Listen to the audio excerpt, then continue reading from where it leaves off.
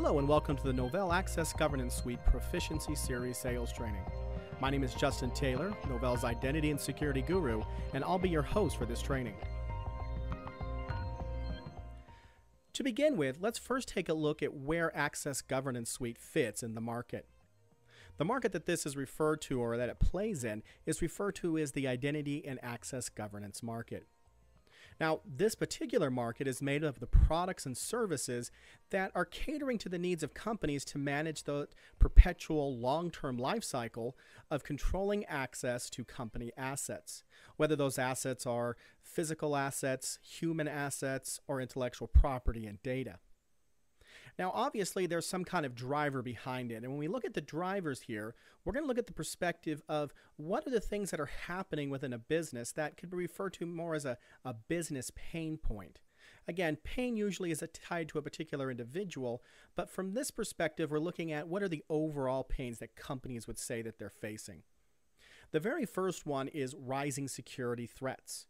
And this is referring to the fact that there are so many threats, both internal and external. People trying to get access to things that they shouldn't have access to. Because of those threats, the number 2 item pops up, the increased scrutiny. So now companies, as well as internal investigators and risk managers, are looking to see what's going on within their business and want to have better control over that as well. Third are the increased costs because of this. So as we start digging deeper and deeper and deeper into the process, that costs us more money, or costs companies more money, to go through and manage that. Then once they find something, guess what? Even more increased costs, because now they've got to go and implement these different policies, wherever that policy may have come from. Finally, decreased productivity. This is a big thing, and we're going to talk about that throughout this presentation as well, is about the fact that security can be a productivity drain on individuals if it's not done properly. Now that we have a better understanding about what's really driving from a business perspective the identity and access governance marketplace, let's take a look at the trends that we're seeing in the industry. Now, these trends are identified by not only what Novell is doing, but what our competitors have done, what customers are telling us, and what analysts and press and others are giving us as well. The first thing that we see, especially from Novell's perspective, is automation. Automation is a key aspect of governing or managing access within a company. Why? Well, because it takes the human error out of the equation. That's typically where most of the vulnerabilities come from, so that things are applied consistently through automation. This also then has that wonderful effect of taking away a lot of the cost in it as well. So reduction of risk and cost through automation. The second aspect is the enterprise-wide visibility that customers are demanding. Now, what do we mean by that? Well, in order to make a good decision, what have you always been told? Have all the information. So in order to do that, we have to have a way to show exactly what's really happening throughout the entire organization. And that leads into the third point, that business and IT need to have that visibility and collaborate together on the problem. It's not enough for IT to simply go and implement these policies. It's got to be driven by the business. Now, this also comes down to number 4, attestation and certification.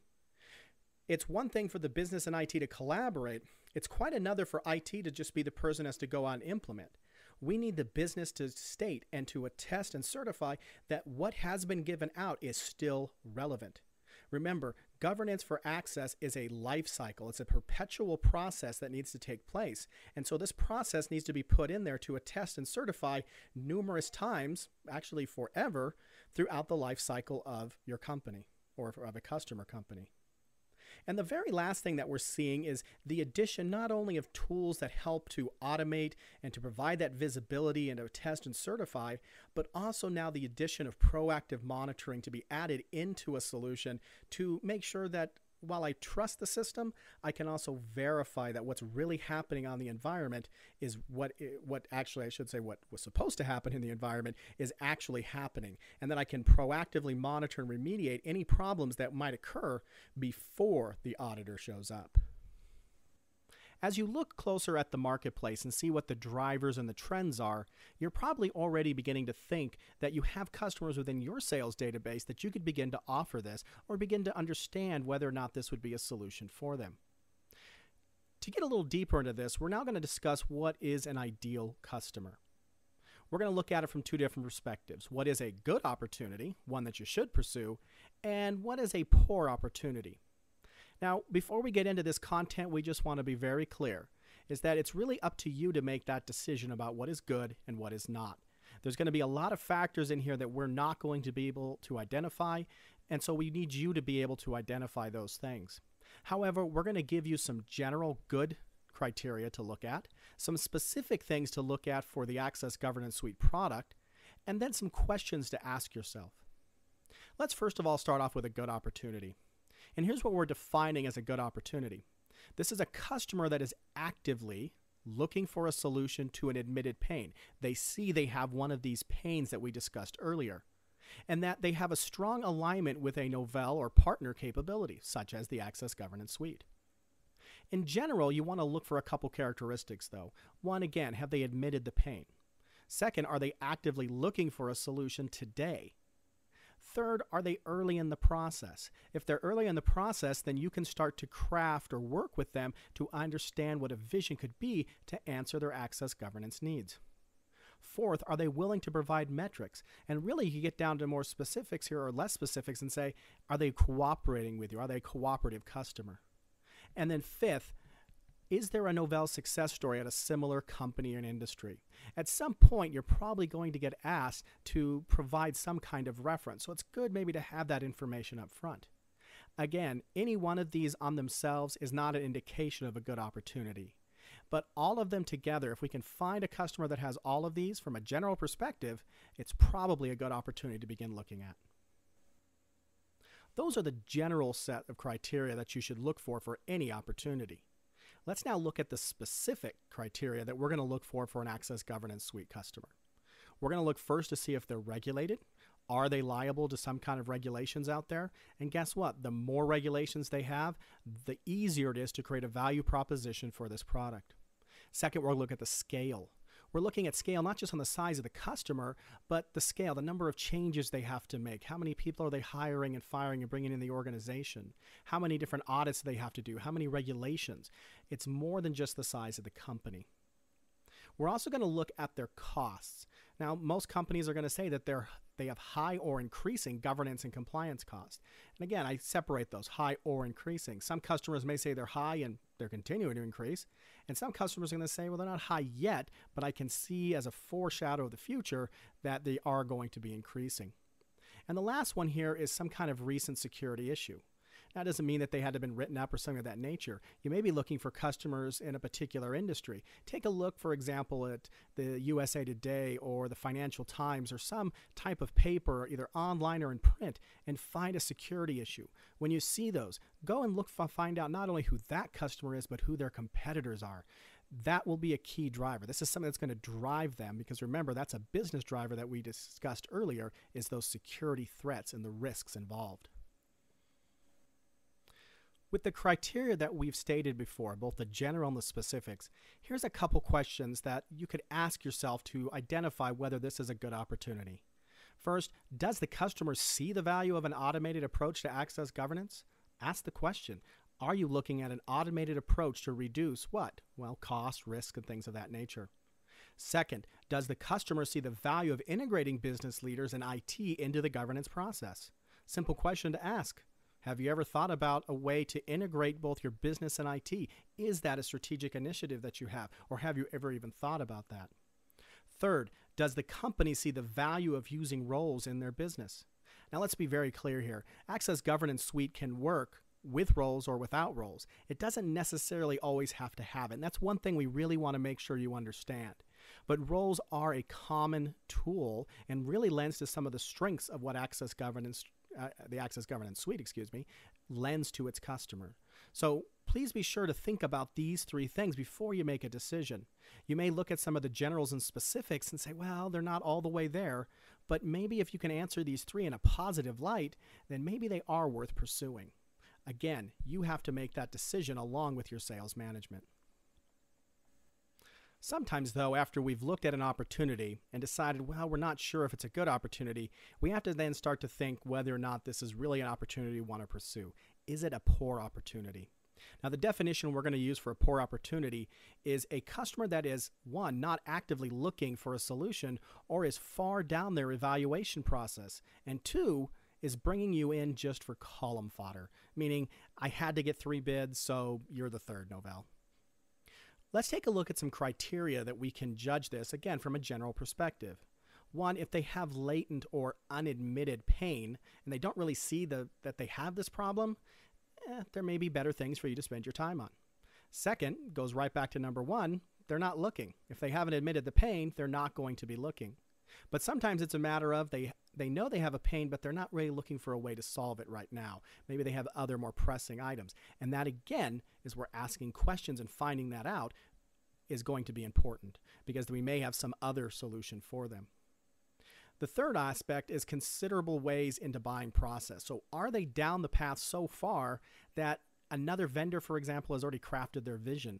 And we'll talk about some more specifics there. But the farther they are into the buying process, the less likely you are to win. Fourth, they can't or won't provide metrics. Or bottom line, they're not cooperating with you.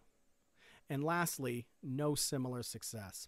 So if you look at the company and you say, I can't find any success stories from Novell that we've ever done anything like this for the company, the size or location or the type of solution that we're trying to deal with, well, it may be an indicator that it may be a little early or they may be cutting edge to the point that it's not quite ready for them yet.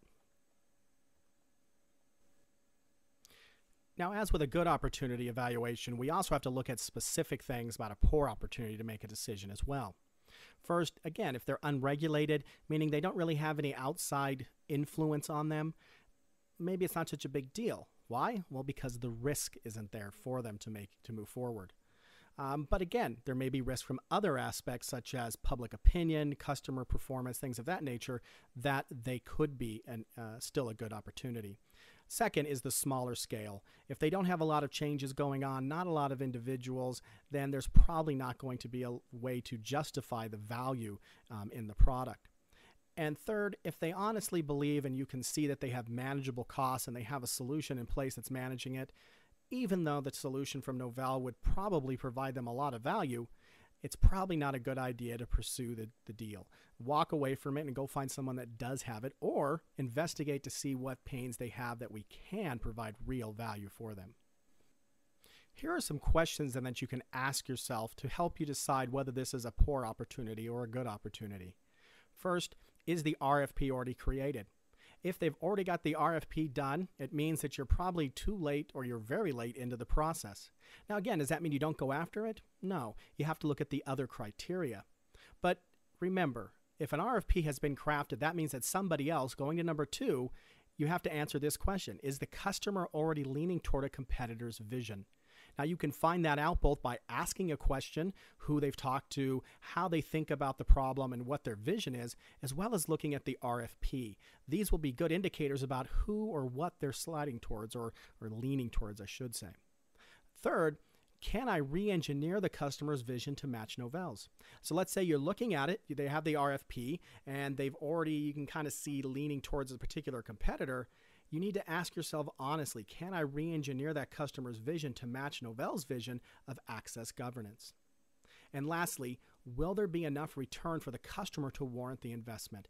This is why cooperation and metrics and asking questions is so key to the sales process for this.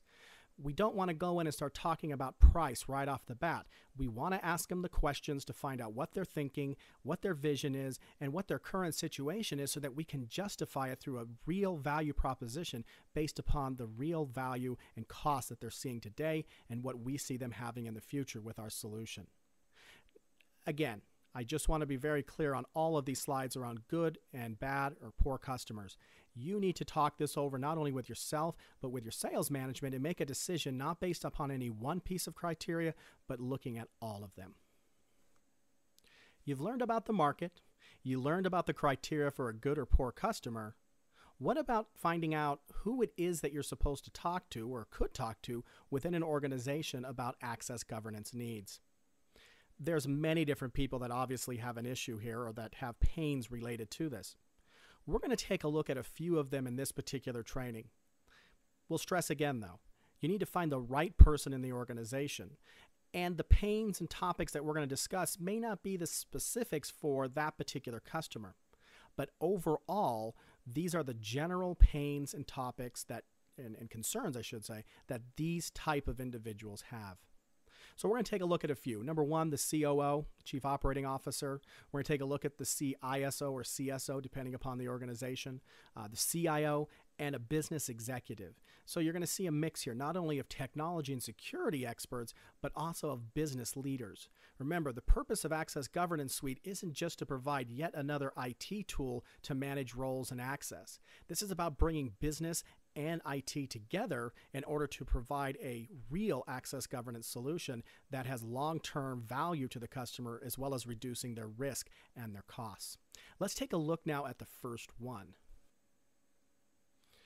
The Chief Operating Officer obviously is a very important person. Heck, he has chief in front of his title. Really, what is this person responsible for? Well, they're responsible for overseeing the day-to-day operations of the company with responsibilities for the people, the processes, and the performance at an enterprise-wide level across the organization. Let's take a look at what they're measured on. And the reason we're going to do that first is that we want to understand what is it that they're being paid upon.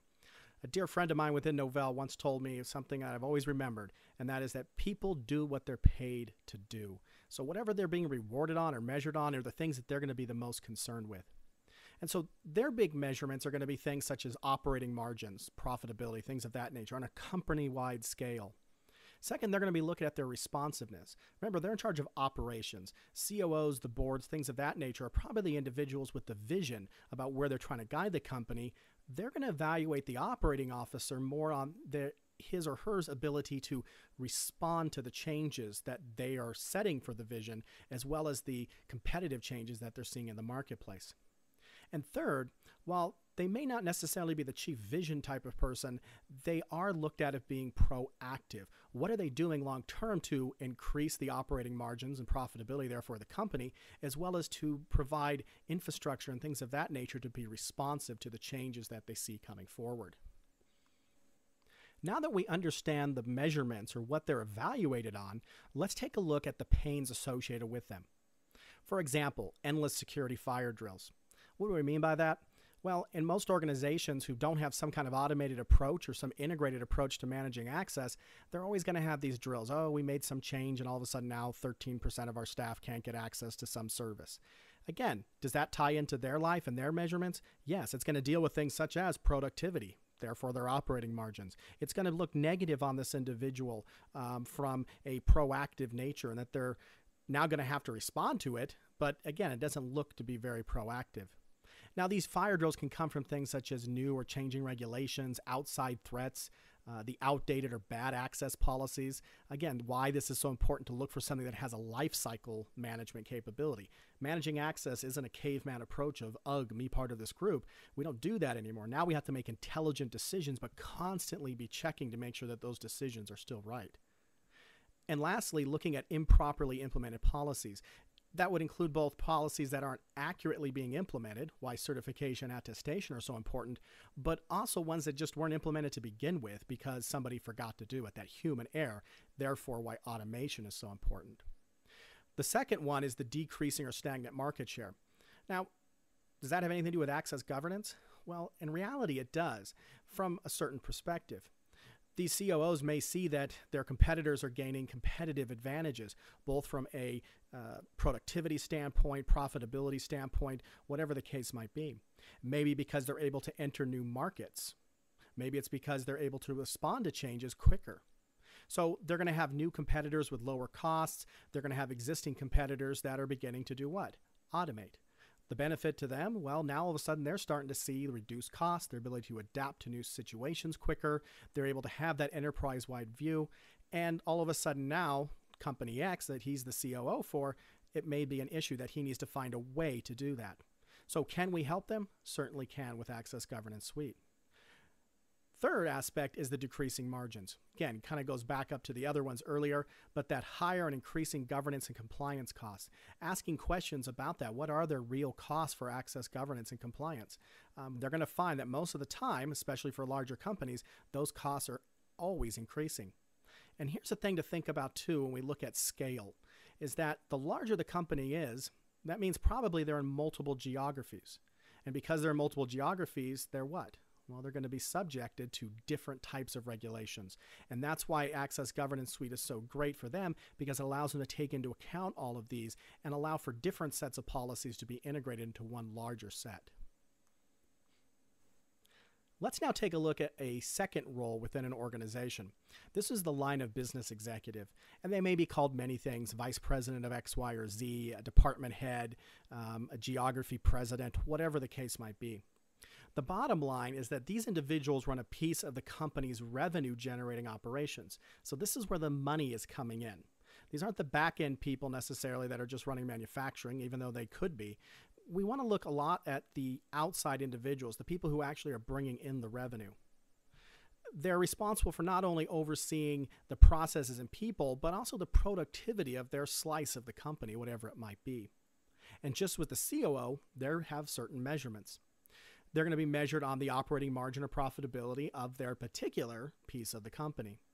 They're going to be looked also at responsiveness. How are they making changes and being able to adapt to the organization or to changing environments? And that's going to include being proactive as well, but it's also going to deal with the productivity of their business. That's one thing that they're really going to look at because, again, they're closer to their individuals, to their constituents, the people they manage, so they're really going to see what the productivity is for their organization. These measurements obviously come with their day-to-day pain. And here's some of the pain points that they might have. One, decreased worker productivity. Now, what does that have to do with access governance? Well, if you're sitting around waiting for things to change, if you're waiting for your employees to get put into the system and given the proper access because, let's say, they don't have access to something, that's a drain on productivity. So that's the change time. Second, they can't access resources. That's a big issue. And again, it's affected by the change time. And lastly, bad information. So companies that are trying to get access to the latest information, maybe they have access to something, but maybe that system is outdated and they were supposed to be using something else. Well, Access Governance Suite can help them to deal with those types of issues, again, through that automation and the integration of business and IT working together. So that as IT makes changes, the business knows and they can map those relationships together. Second, they can't respond to the change in the marketplace. Now, it could be based upon those things above, the change time, resource access, bad information, or it could be because they feel that they've lost control of security or for security and risk purposes. Now, what do I mean by that? Well, a lot of times you're going to find these executives very frustrated with the fact that they have to rely upon IT to do things. They can't make those changes themselves, especially as you find organizations that maybe have been acquired and move into a new culture and they feel a little left out of the loop because of the fact that they, again, have been taken over by someone else and now they have to work within these new guidelines. So we need a way to include them, and businesses and executives want to feel that control. And lastly, again, they're decreasing margins. It'll come right back up to those ones from above. Now, again, you're going to have an interview with them and ask them the questions to see whether or not these are really their pains or really what their pains are from day to day. The previous two that we looked at were really business leaders, individuals who use technology and are dependent upon it, but do not manage the day-to-day operations of it. Let's now take a look at two individuals who are part of the IT infrastructure or the IT departments within an organization and how they fit into this picture with access governance.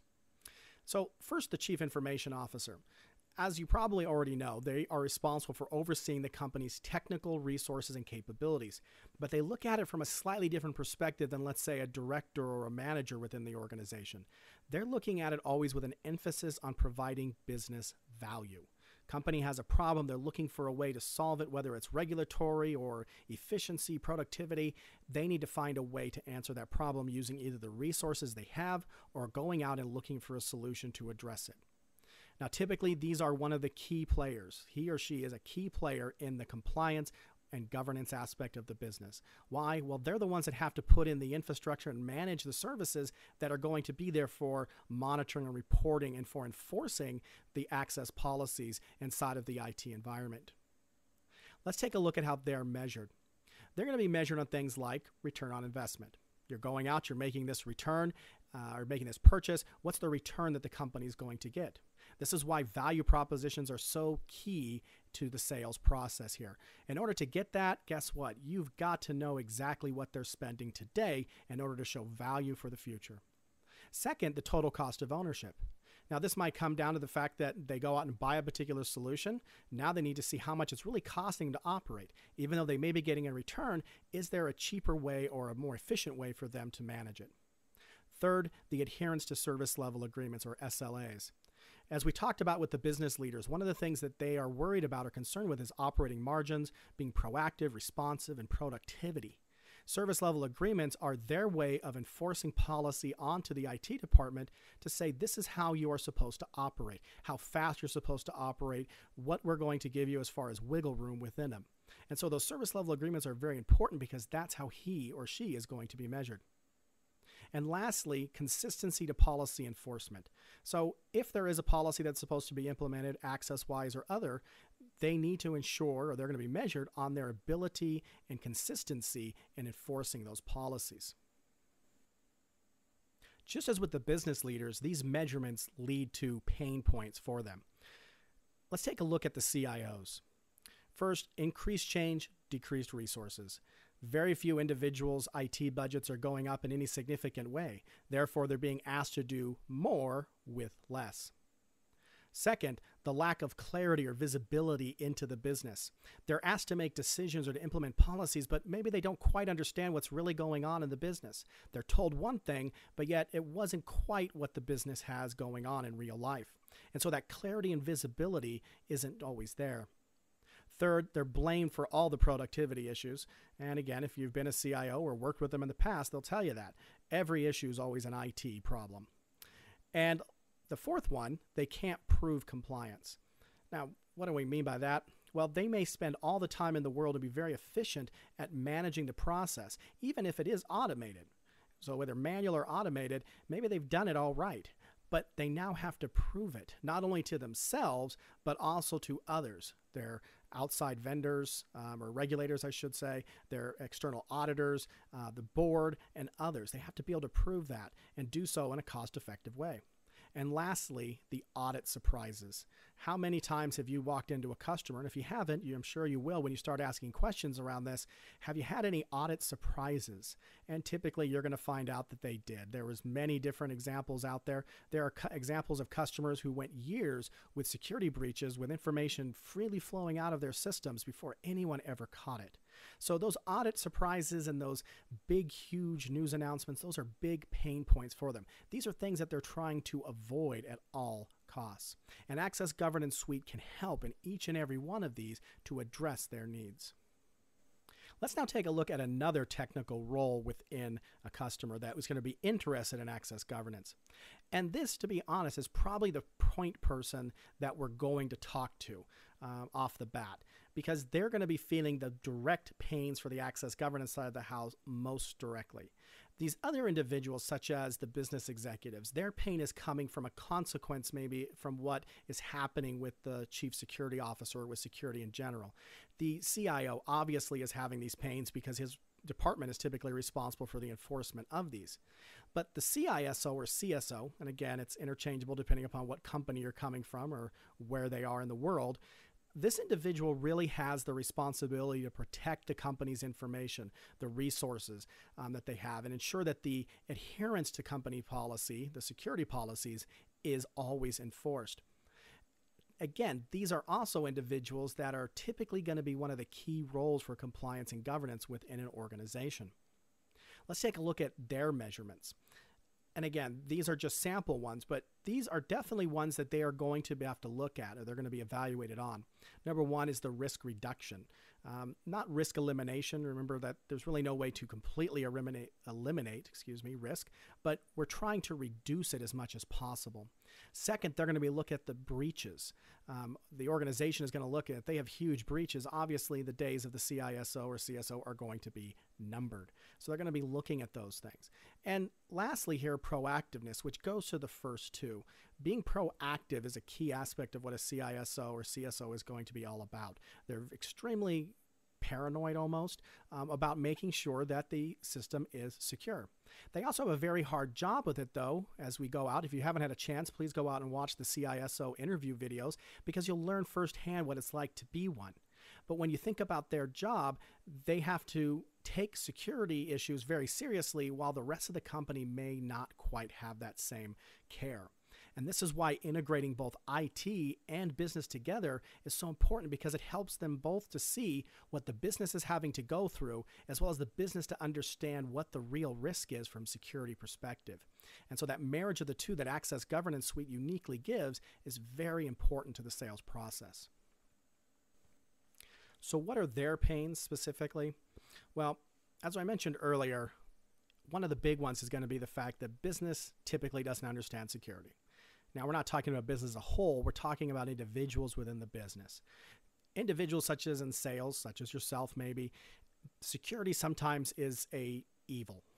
Not even a necessary one. You just simply think of it as an evil thing. In reality, it's not. It's a necessary evil. But because the business doesn't understand the risk involved and the cost and potential risks there, they don't quite understand it. And so again, security is always being pointed out. Oh, if you just remove all those restrictions, then I could really get stuff done. Second, the rising internal threats. So threats are not just from the outside. Most of the threats are actually internal. And it may not be anybody trying to be nefarious. It may be people just goofing around. It may be individuals who are just trying to get access to some piece of information that they really shouldn't know. So those internal threats are there, as well as the external threats coming from the outside. Those individuals who are trying to hack into the systems for whatever reason. Fourth, the conflicting regulations. This is a huge one. If we take, for example, an organization that's on two different continents, such as a U.S. company and a company based in Europe, they're going to have two different sets of priorities, two different sets of regulations they're going to have to deal with. Take, for example, the U.S. Patriot Act and the EU Directive on Privacy. These two regulations don't quite jive with one another. Matter of fact, they're almost in direct opposition to each other.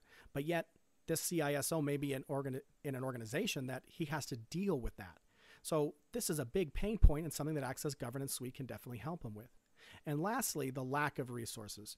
So while security is extremely important and compliance and governance are, and even the board may sign off on it, this person probably doesn't have an army of individuals sitting at his fingertips to go out there and to manage it. So again, he's going to be looking for things that will help him to reduce that pain or to eliminate it, such as automation and ways of educating the entire company as to the value of security. Thank you very much for taking the time to watch the Novell Access Governance Suite Proficiency Sales Training. This has been Justin Taylor, your host, wishing you happy selling.